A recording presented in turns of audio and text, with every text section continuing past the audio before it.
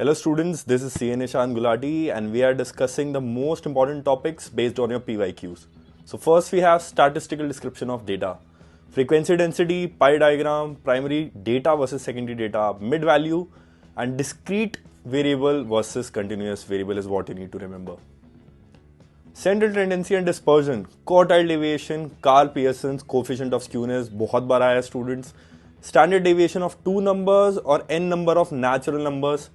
Property of arithmetic mean, coefficient of variation, आपका standard deviation divided by mean, which is that. Range, आपका harmonic mean and relationship of mean with quartiles, जो आपके skewness के chapter में से निकल के आता है. Now we have correlation, your relationship between regression coefficient with correlation, Carl Pearson coefficient of correlation, Spearman rank correlation and properties of regression line, जिसमें आपको slope, mean values के बारे में पता होना चाहिए.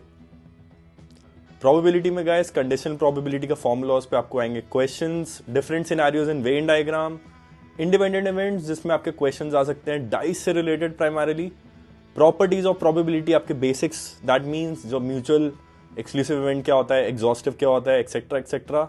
And then एक question जो बहुत ज़्यादा निकल के आता है at times कि probability of getting 53 Sundays or Tuesday or any other day for that matter.